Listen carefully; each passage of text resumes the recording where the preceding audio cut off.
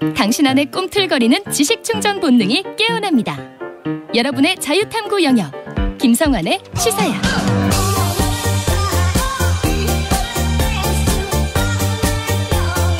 한 주간 있었던 정치권 움직임 깊이 있게 분석해보는 시간입니다. 뉴스 외전 김민하 시사평론가 모셨습니다. 안녕하세요. 안녕하세요. 배종찬 인사이트K 연구소장 자리하셨습니다. 안녕하십니까. 요즘 국민들이 걱정이 커요. 네. 내년도 예산안이 좀처럼 합의에 지금 이르지 못하고 있는 상황인데요. 김진표 국회의장은 계속 마감 시간을 뒤로 미루는 상황이고, 예. 결국은 15일로 정했던 기한까지 지금 지나가고 있는 상황이잖아요. 일단 뭐 여야 간에 서로 또 책임 공방까지 벌이고 있는 상황인데, 두 분은 어느 쪽 책임이 좀 더 크다고 보십니까? 저는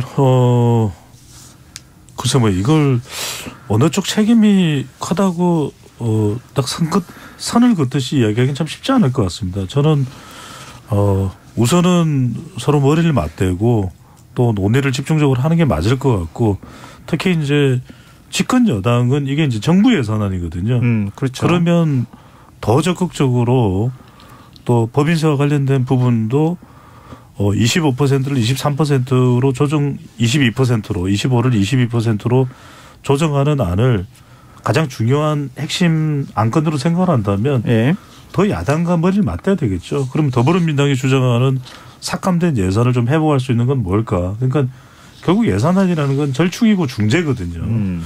근데 저는 야단을 매를 때려야 되는 것은 두 정당 여야 모두 다. 왜냐하면은 MBS 여론조사 제가 뭐 이제 너무 구체적으로 소개해드리기는 그렇습니다만 나중에 이제 시간이 나면 말씀드릴 텐데, 네.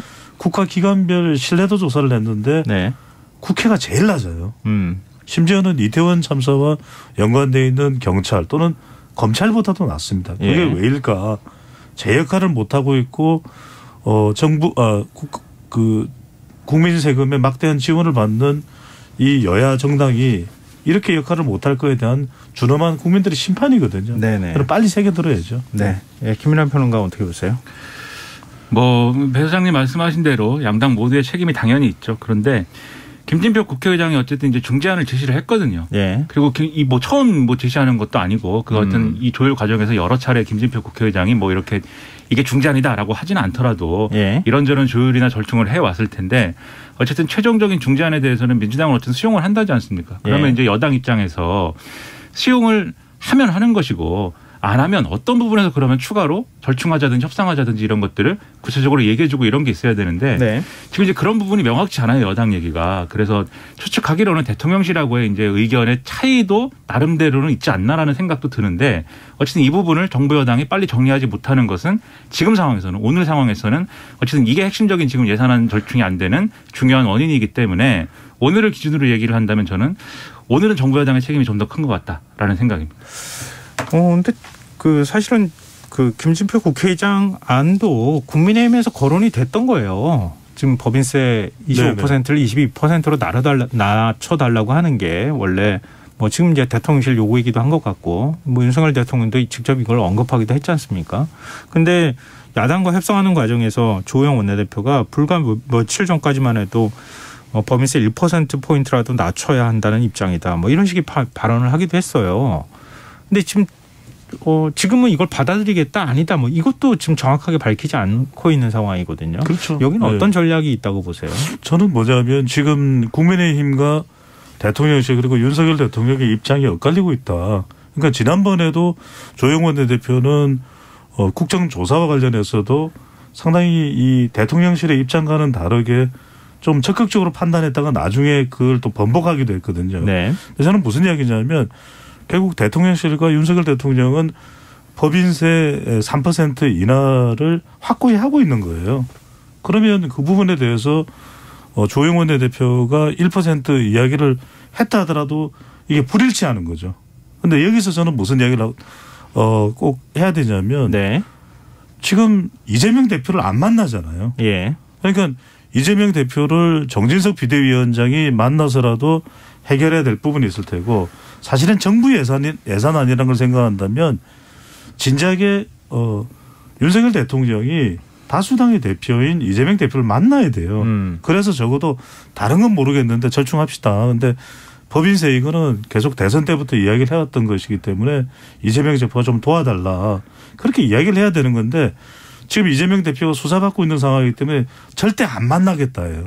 이렇게 가서는 안 됩니다. 왜? 네. 수사는 수사인 거고 대통령이 정부의 예산안 통과를 위해서는 오바마 대통령은 그랬지 않습니까? 공화당 의원들을 대상으로 해서 상원 의원들을 대상으로 해서 오바마 케어를 관철시키기 위해서는 햄버거를 사들고 가서 만나는 것이거든요. 저는 그래서 3% 법인세 인하가 필요하다 그러면은 이재명 대표를 윤석열 대통령이 만나면 됩니다. 관제에 불러서 정말 이거 좀 도와달라. 그러면은 민주당에서 이야기하는 예산 부분도 좀 더 적극적으로 협의하겠다. 아니 각 당의 대표하고 또 주호영 원내대표와 박홍근 원내대표 그렇게 모여서 관제에 만나서 저녁 먹으면서 이야기하면 이거 관철 안 되겠습니까? 네. 저는 이런 운영의 묘가 필요한 거죠. 김민하 평론가께서는 지난 과정들을 잘 알고 계시잖아요. 이게 지금 협상 안으로 여러 안들이 제시가 됐었는데 결국은 지금 분위기로는 대통령실이 강경하게 지금 1%포인트 뭐 내릴 거면은 뭐 왜 하냐 뭐 이런 식의 태도를 보였다는 보도가 지금 나오고 있는데 그걸 대통령실이 지금 협상의 키를 쥐고 있는 것 아니냐. 여기에 대해서 뭐 민주당에서는 좀 불편한 기색을 내비치고도 있지만 이런 거에 대해서는 어떻게 보십니까? 그 윤석열 대통령이 법인세법 개정안하고 한전법 개정안은 반드시 처리해야 된다라고 하고 거기에 대해서 국회가 초당적으로 협력해 달라고 했기 때문에 네. 그게 일종의 가이드라인이 되고 있는 거 아니냐라는 게 민주당의 주장이에요. 그런데 네. 저는 이제 그런 대통령의 말씀이 있다 하더라도 그 법인세 개정안이라는 게 반드시 뭐 원안 처리를 고집할 것이다 뭐 이렇게 해석할 필요 없는 거거든요. 그러니까 만약에 좀 더 유연성을 발휘하면 법인세 최고세율을 25%에서 어쨌든 인하하는 것을 관철한 거 아닙니까? 네. 24%까지 낮춘다고 하는 거는 네. 원하는 만큼이 아니어서 그런 것이지. 그리고 이전에 주호영 원내대표가 지금 말씀하신 것처럼 우리는 1%포인트라도 내려야 된다라고 본다라고 했기 때문에 네. 저 같은 사람도 예상하기로는 그러면 법인세 최고세율을 이 지금 대통령실과 여당이 고집하는 만큼 아니더라도 이 인하의 폭을 좀 줄이고 거기에 지금 이제 더불어민주당이 최근에 주장해온 서민감세 3법 뭐 이런 거 있잖아요. 네네. 근데 그 서민감세 3법이라는 것도 구체적인 내용을 보면 어떤 범주와 범위의 문제이지 어떤 법은 이 법을 넣거나 빼고의 문제가 아니거든요. 그런 그 범위도 적절히 조정을 하고 그다음에 지금 더불어민주당이 삭감한다고 하는 대통령실 이전 예산 일부하고 그다음에 이제 이 행안부에 그 경찰국 설치하는 관련된 예산 그다음에 법무부 인사관리정보단 예산 이런 거 있지 않습니까?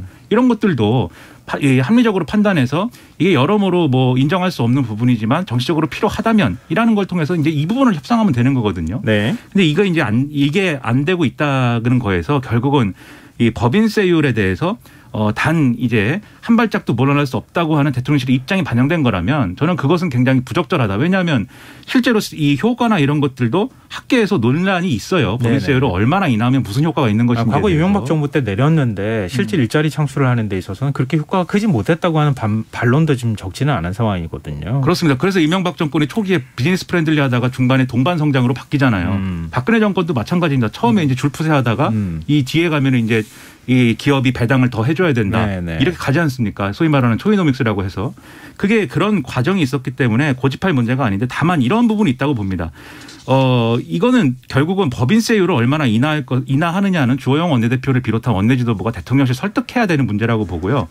나머지 이제 그 협상이 안 끝난 부분도 있을 것 같아요. 왜냐하면 네. 결국은 이제 줄이는 거에 대한 부분인 거고 지금까지 이제 얘기하는 거는 증액하는 부분에 있어서는 또 협의를 해야 될 거 아닙니까? 네네. 저는 이제 희망적으로 그런 부분에서 물밑 협상이 진행이 되고 있기 때문에 이제 이렇게 되고 있고 조만간 합의가 될 것이다라고 하는 긍정적인 믿음을 제 낙관을 여기서 줘야죠. 낙관 전도사, 그 긍정 전도사, 희망 전도사로서 그렇게 생각을 해보려고 합니다. 아니 근데 뭐 지난번에 이태원 참사 국정조사 받고 난 다음에 예산안 처리하고 난 다음에 국정조사 합시다 이렇게 주호영 원내대표가 받았잖아요. 받고 난 다음에 이른바 윤핵관들 친윤계에서 굉장히 공격을 많이 받았잖아요. 그렇죠. 네. 결국은 이제 윤심이 반영된 것 아니냐. 근데 이번에도 역시 또 그 얘기가 나온다는 거죠. 그러니까 말씀하신 것처럼 그렇게 설득하는 과정이 있으면 참 좋겠는데 지금 그런 면에서 원내 지도부하고 대통령실이 뭔가 입장이 다른 거 아니냐 이렇게밖에 지금 생각할 수가 없는 상황인 거죠. 그런 거죠. 그게 실체적인 진실이라고 봅니다. 네. 그런데 결국은 이제 원내 지도부가 자꾸 밀리고 있는 상황이기 때문에 협상의 여지나 공간들이 좀 너무 협소한 상황이라서 야당하고 뭔가 주고받기를 못하는 거 아니냐 이런 얘기가 나오는 것 같아요. 그래서 저는 이제 뭐 김연아 평론가께서 대통령께서는 이제 조금 낙관적인 기대감을 가지고 있는데 저는 19일도 어려울 거라고 봐요. 왜냐하면 법인세를 1% 인하하는 거에 대해서는 윤석열 대통령이나 대통령실은 그건 인하 자체가 아니라고 생각할 겁니다. 그러면은 결과적으로는 뭐냐면 저는 이 예산안에 지금 결렬이 되고 있는 이유가 법정 기한 자체도 어겨버린 이유가 네. 저는 내용의 문제가 아니라 태도의 문제라고 봐요. 내용이야 협상을 하면 되죠. 그러라고 있는 것이 국회인데 그러면 윤석열 대통령이 이재명 대표를 만나야죠. 아니 수사는 수사로 제가 우리 시간에 얼마나 강조를 많이 하니까 검찰 수사는 수사고 일을 할 때는 또 일머리대로 우리가 같이 일을 해야 되는 거죠. 아무리 싫어도 만나서 이야기를 해야 되는 거예요. 그래서 저는 그렇게 해서 협력을 요청할 부분은 협력을 요청하고 서로 양보할 건 양보하는 저는 태도의 문제다. 내용의 문제가 아니라고 봐요. 네. 김남평과 말씀 듣기 전에 네. 배종찬 소장께서 앞서 국가기관 신뢰도에 대한 언급을 하셨잖아요. 그 얘기는 제가 정리를 하고 여론사 개요는 간단하게 전해드리고 그다음에 말씀 드리도록 하겠습니다. 엠브레인 리퍼블릭과 K-스탯 리서치, 코리아 리서치 인터내셔널, 한국 리서치 4개사가 시행해 발표하는 전국 지표조사고요. 네.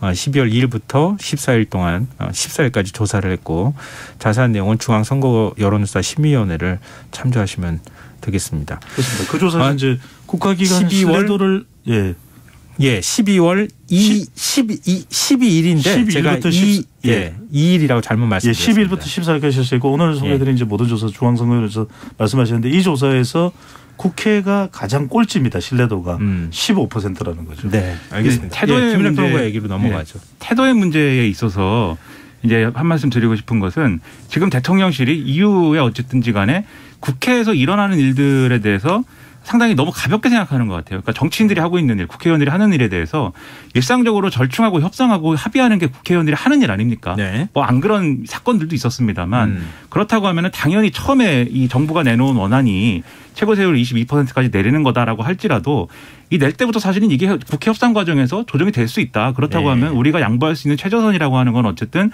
법인세 최고세율을 명목적으로 인하한 것이다라는 이런 현실적인 목표를 세우고 그렇게 접근에 들어가면서 이 여당의 원내지도부가 협상할 수 있는 여지를 만들어주면서 풀어야 되는데 지금 보면은 정답은 정해져 있다. 정답은 22%다. 최고세율은. 이 외에는 다 오답이기 때문에 인정할 수 없다. 이런 태도로 지금 비춰질 수 있거든요.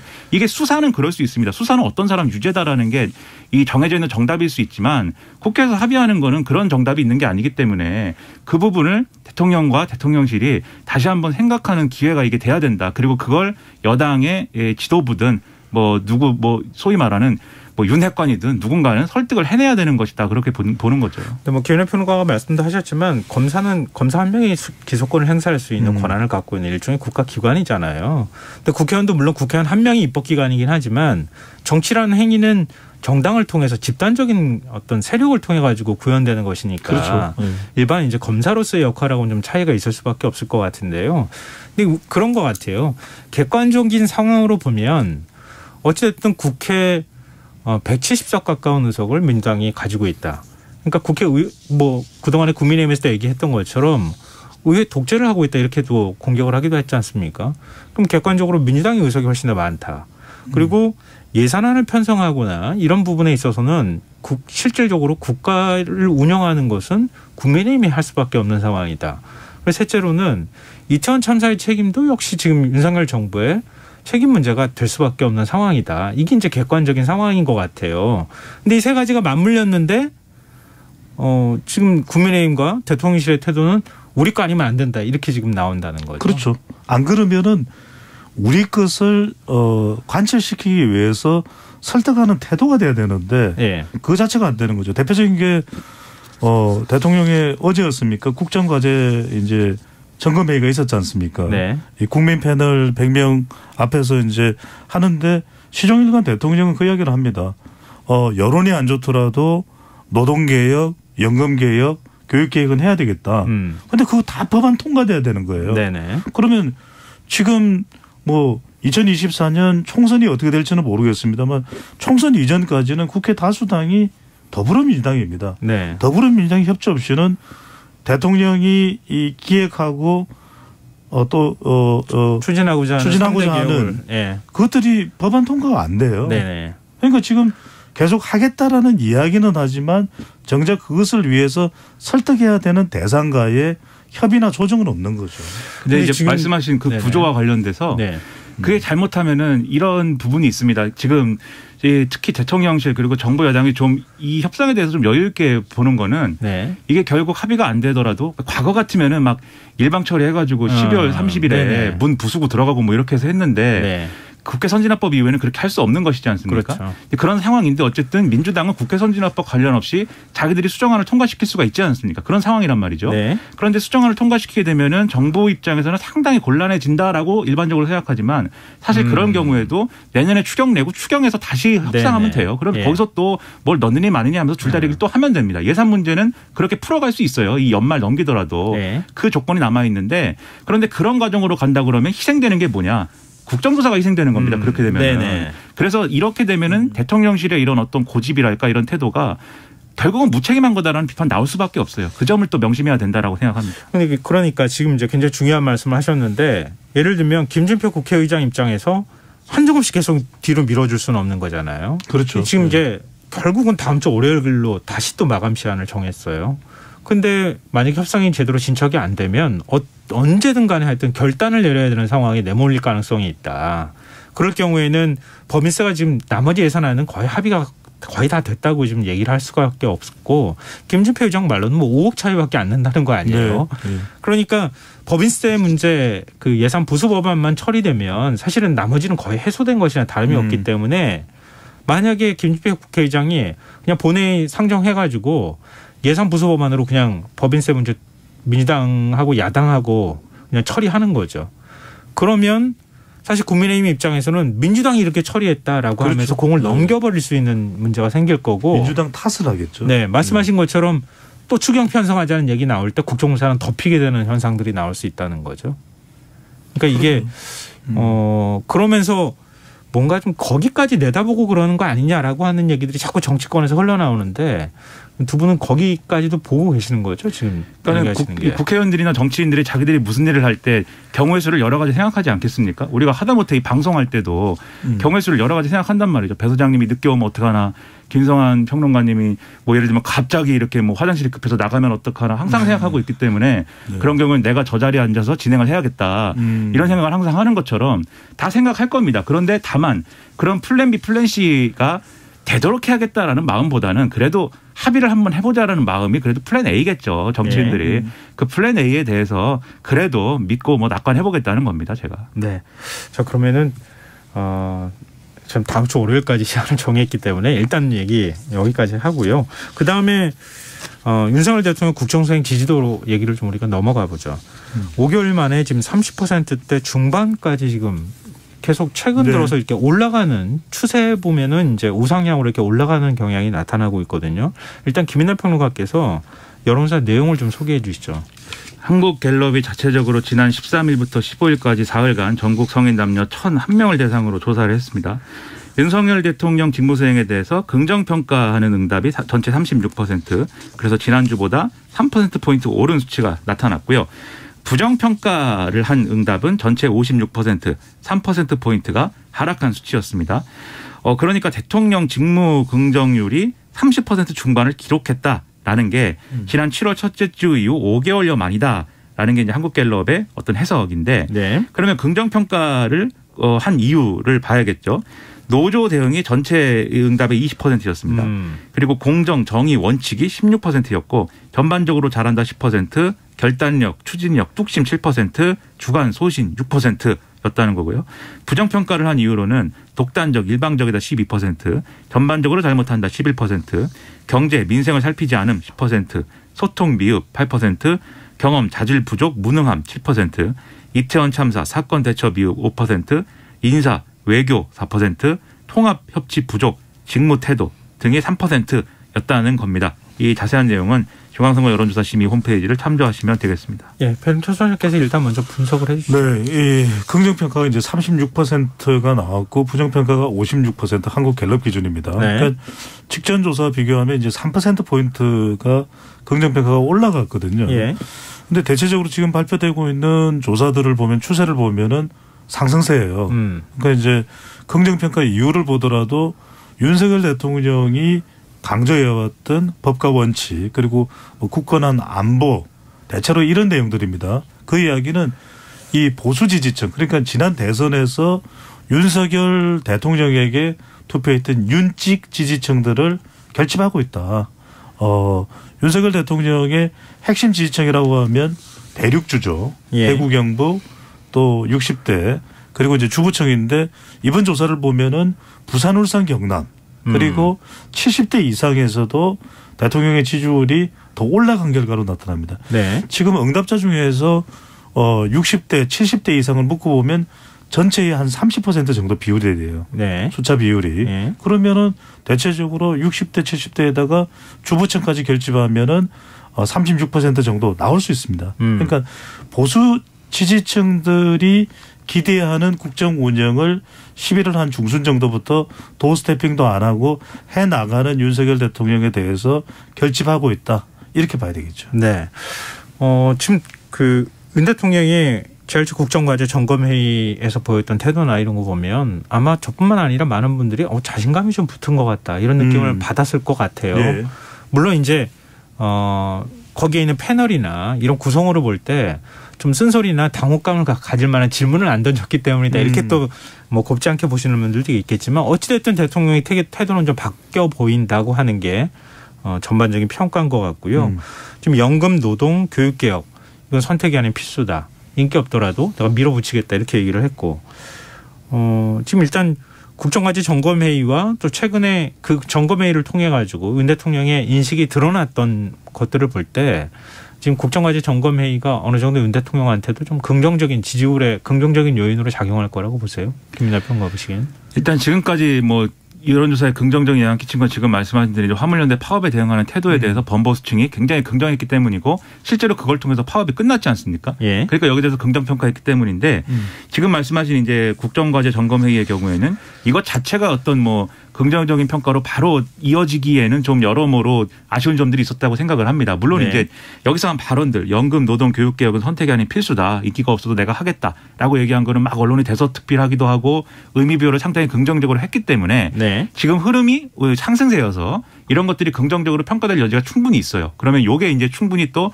이 지지율의 상승 동력이 일부 작용할 수 있겠는데 다만 이제 아쉬운 부분은 뭐냐면 그 실제로 그 화면을 계속 보면서 이제 좀 보셨던 분들은 느꼈겠지만 지금 배 소장님 말씀하신 것처럼 패널들이 상당히 엄선돼 있습니다.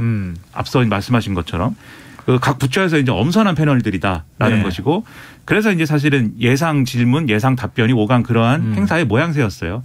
그리고 오늘 또 일부 언론에서 이제 공개했다가 내린 동영상 보면은 그 사전에 이제 리허설하거나 이런 장면도 사실 있었거든요. 네네. 그 리허설을 통해서 대통령이 좀 즉흥적으로 답변한 것 같은 그런 모습들도 사전에 좀 이것도 연습 한번 했구나. 이 즉흥적으로 보이는 답변도 심지어 100분 한다고 했는데 156분 했다는 것도 이게 애초에 좀 일정 정도는 그 정도 늘어질 수 있다라는 계획이 있었구나라는 요 내용이 있거든요. 네네.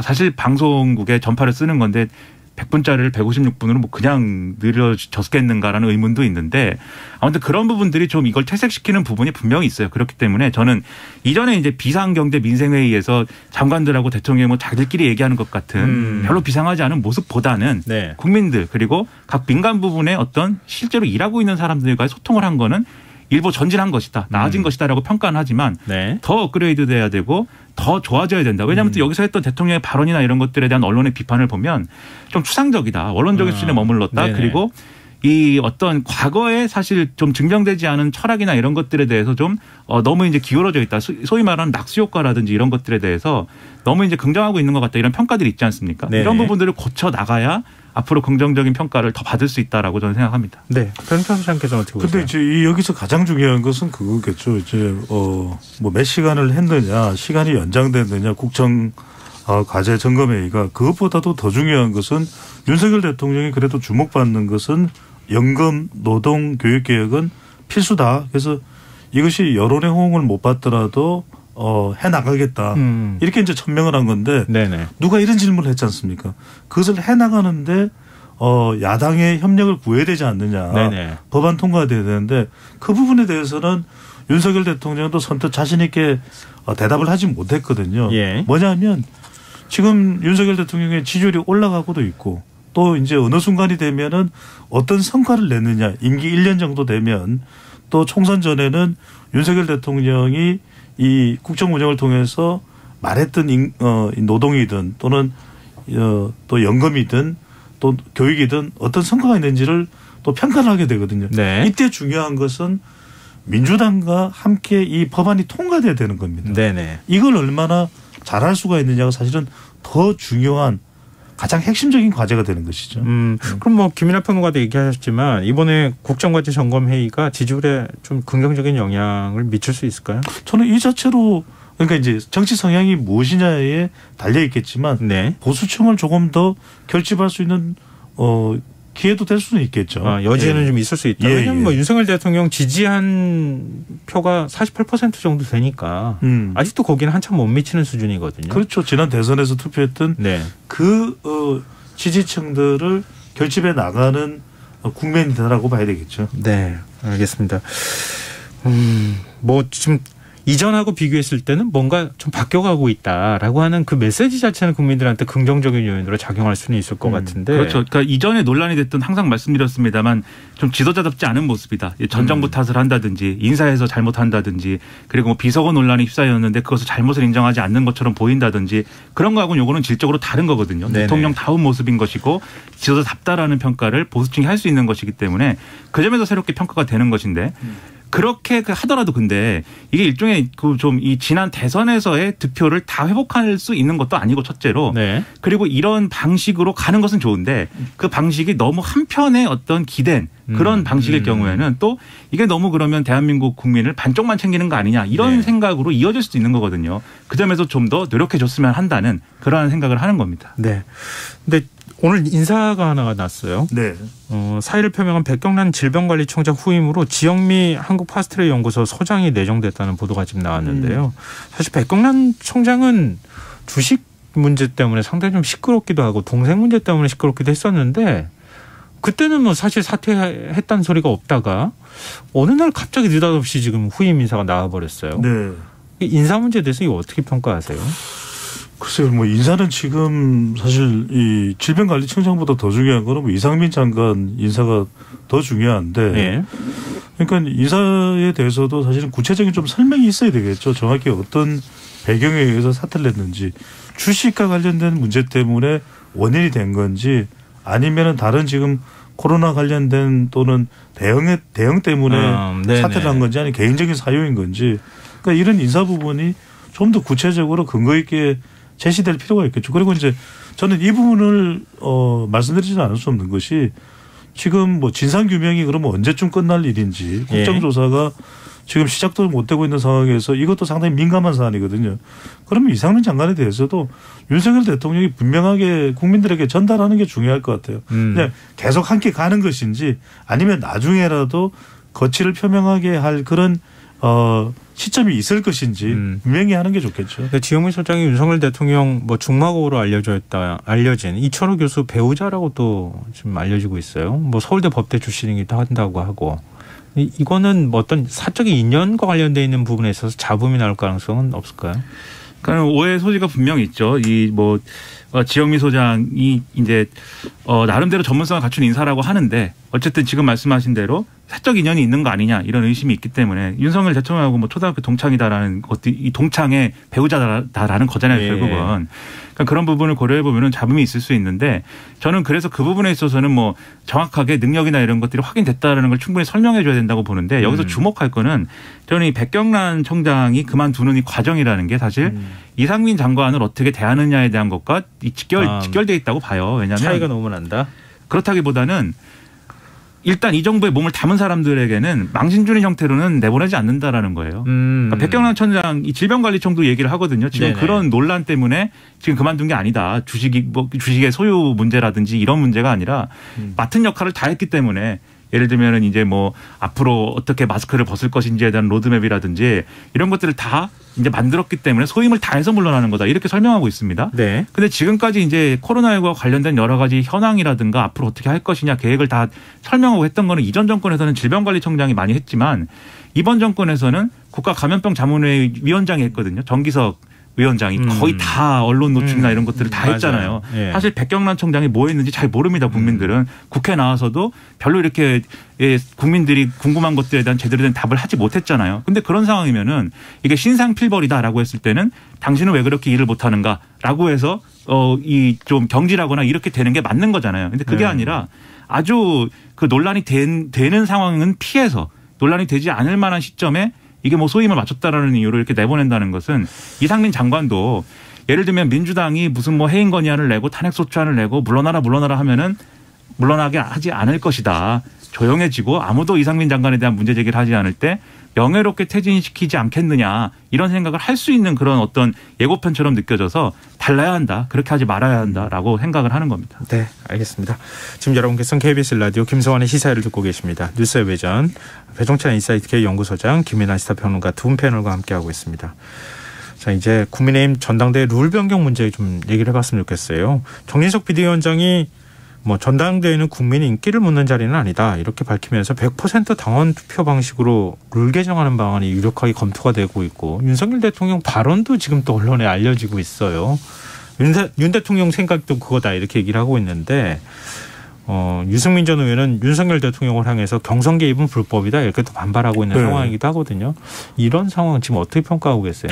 첫 번째 이 말씀부터 드려야 될 것 같아요. 전당대회는 국민의 인기를 묻는 자리가 아니다라고 이야기를 했는데 그러면은 전당대회가 정확하게 어떤 성격일까? 당원들의 생각만 물으면 되는 그런 자리인지 그러니까 좀 더 전당대회에 대해서 분명한 그 전당대회의 성격을 정확하게 제시를 할 필요가 있겠죠. 근데 첫 번째로 이제 그렇다면 이제 국민들의 인기를 묻는 게 아니니까 당원 100%가 더 적합한 거 아니냐 이렇게 해석할 수 있지 않겠습니까? 예. 그러면 왜 이 당원 당규에는 당원 70%와 국민 여론조사 30%는 왜 만들었던 겁니까? 그거는 누가 외부에서 압박을 했던 것도 아니고 네네. 이것이 가장 최적의 조건이다라고 내부에서 판단했었던 거 아니겠습니까? 그때는 왜 맞고 지금은 틀리는 것인가? 두 번째로는 이제 국민 여론조사가 포함된 것이 이 역선택이 문제가 있다. 그런데 국민 여론조사에 역선택을 따지기 전에 당원이 70%라 되는 것은 이 전당대회 룰은 국민 여론조사보다는 당원에 의해서 거의 결정이 되는 셈이거든요. 네. 그렇다면 역선택이라는 것은 설득력이 없는 것이고 그리고 경선 여론조사할 때 공천을 위한 경선 여론조사할 때 얼마나 국민 여론조사 많이 했었습니까? 예. 그때는 왜 문제 삼지 않았죠? 세 번째는 뭐냐면 당무와 관련해서는 윤석열 대통령이 항상 줄곧 여러 차례 강조했던 게 뭡니까? 국정 운영이 바쁘다 보니 당무에는 뭐 개입할 시간도 없고 관심도 없어요. 이게 이제 윤석열 대통령이 줄곧 도스태핑에서 도스태핑이 있을 때 그 부분을 여러 차례 이야기를 했었거든요. 그런데 윤석열 대통령이 당원 100%가 맞는 거 아니냐 이런 이야기를 했다는 게 전해진다는 것은 이건 뭐가 앞뒤가 안 맞는 것이죠. 예. 깜짝 놀랐어요. 왜 배 소장님까지 성대모사 하고 그렇습니까? 성대모사 유행입니까? 이 보면서 연습하나 이 시간에요. 금요일 날 저녁에 추울 때 약간 졸릴 수가 있어요. 차에서. 잠이 이제 번쩍 깨셔서 뭐야? 시사회에서 윤석열 대통령이 출연한 거야? 화들짝 깨면서 안전운행이 되겠죠. 시간이 아마 많이 남지 않았을 거기 때문에. 마지막으로 김민하 평론가 말씀하시죠. 조금만 말씀을 드리면 첫째로 윤석열 대통령이 어떤 문제든 간에 당내에서 결정해야 될 문제를 꼬치꼬치 하나하나 뭐 코치한다. 이런 거는 맞지 않습니다. 그런 거 자체를 하지 말아야 되고요. 두 번째 당원 투표 100%로 선출한다는 거에 대해서 그럴 만한 이유가 있으면 저는 당이 그렇게 결정할 수도 있다고 봅니다. 그런데 왜 이렇게 해야 되느냐에 대해서 지금 설명하는 방식이 이렇게 하면 안 되냐라는 거잖아요. 이렇게 할 수 있는 거 아니냐. 그 설명은 안 해줘요. 왜 이렇게 해야 되는 건지에 대해서는. 그러니까 저 같은 사람들이 추측하기로는 유승민 전 의원 공포증이다. 유승민 전 의원이 되면 안 된다고 생각하는 것이고 그 되면 왜 안 되느냐. 대통령이 원하지 않기 때문에 되면 안 된다. 이 설명밖에는 안 돼요. 그게. 그렇다면 과연 그런 정당에 대해서 국민들이 어떻게 생각하겠는가. 여당이 정권을 잡고 있는 정당이 그런 태도를 보이는 거에 대해서 상당히 실망을 많이 할 거 아닙니까? 나중에 가면 다 표로 돌아온다는 거를 명심을 해야 됩니다. 김민하 평론가는 왜 그렇게 내 진위를 파악을 못하고 말이에요. 그건 안 한 게 좋았을 뻔했어요. 네. 네, 청취자 김정훈님께서요. 졸렸는데 터졌습니다. 이렇게 말씀해 주셨어요. 네. 연습 조금 더 하시면은요. 예, 진짜 알겠습니다. 터지게 될 것 같습니다. 네. 오늘 뉴스의 외전 여기까지 하겠습니다. 지금까지 김민하 시사평론가, 배종찬 인사이트 K연구소장 두 분 패널과 함께했습니다. 고맙습니다. 고맙습니다.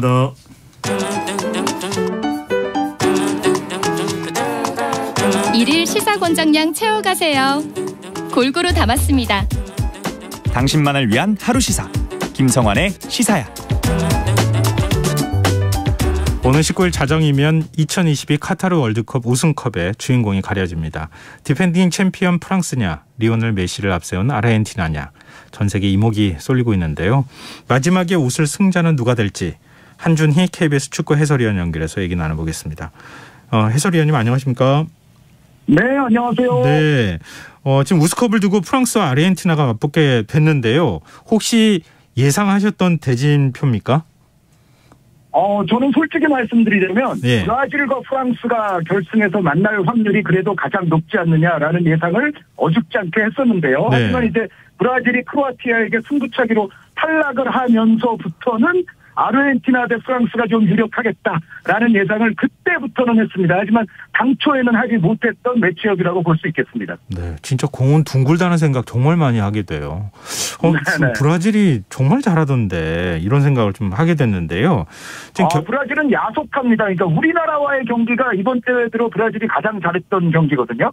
근데 그런 경기를 하필이면 우리하고 할 때 하고 그 이후에는 또 그렇게 못했기 때문에 좀 야속한 면이 없잖아 있습니다. 그러게 말입니다. 우리 할 때는 조금 우리 할 때 그렇게 하지 그랬나 하는 아쉬운 생각이 들었습니다. 네. 근데 결승전에서 가장 기대를 모으는 건 음바페하고 메시의 맞대결인데요. 뭐 둘이 또 특정한 경쟁을 펼치고 있어서 이 결승전 한 경기에 모든 게 다 달려 있다고 볼 수 있겠네요. 그렇습니다. 그러니까 30대 중반의 메시 선수 그리고 아직 20대 한 초중반에 불과한 이제 음바페 선수의 대결인데 두 선수는 뭐 자타가 고민할 정도로 각 세대를 대표하는 선수이고 특히 리오넬 메시 선수의 경우에는 21세기 최고의 선수인 것은 틀림이 없는데 과연 20세기까지 토탈했을 적에 펠레 선수, 마라도나 선수와의 관계가 서열이 어떻게 될 건가 이거를 정말 세계 지구촌 축구 팬들이 오랜 기간 논쟁을 해왔거든요. 네네. 근데 메시 선수가 이제 펠레, 마라도나보다 확연히 우위에 설 가능성이 이번 월드컵 결승으로 인해서 어떻게 보면 생긴 셈이고요. 음바페 선수는 그러한 어떤 메시 선배의 영광을 가장 정말 최전방에서 막아야 하는 그러한 어떤 또 사명을 가지고서 프랑스의 공격 천병으로 나서겠습니다. 지금 아르헨티나하고 프랑스 누가 우승을 한다 해도 새 역사 쓰게 되는 거죠? 그렇죠. 두 팀을 모두 여태까지 월드컵 우승 트로피를 2차례씩 들어 올렸는데요. 브라질이 5차례, 독일과 이탈리아가 4차례, 그리고 지금까지 3차례 팀이 없었거든요. 그런데 프랑스가 됐든 아르헨티나가 됐든 이번에 우승하는 팀이 마침내 이제 3차례 월드컵 트로피를 거머쥐는 팀으로 등극하겠습니다. 근데 위원님 곤란한 질문을 제가 드려야 될 것 같은데요. 네네. 우승팀 어느 쪽 예상하십니까? 메시 선수가 버티고 있고 그리고 메시 선수를 위해서 정말 다른 동료 선수들이 싸우다 죽겠다라고 할 정도로 아르헨티나의 지금 투쟁심과 정신력은 최고조에 올라있기는 합니다만 그럼에도 불구하고 전체 선수단의 평균적인 퀄리티 그리고 아르헨티나가 막아내야만 할 선수들의 어떤 숫자 이런 걸 따졌을 때는 그래도 객관적 전력면에서는 프랑스가 다소간 우세하지 않는가라는 예상을 해보겠는데 말씀해 주셨던 대로 축구공은 둥글기 때문에 정말 월드컵 결승전 같은 승부는 알 수가 없겠습니다. 네. 근데 또 18일 자정에는 3, 4위전이 열리잖아요. 지금 준결승까지가 모로코 돌풍 정말 대단하더라고요. 모로코가 그런데 돌풍은 뭐 틀림없습니다만 기본적으로 모로코 선수들을 보시면은 네덜란드라든가 벨기에, 프랑스 청소년 대표를 지냈던 선수들이 상당수가 포진하고 있고 또 각 중립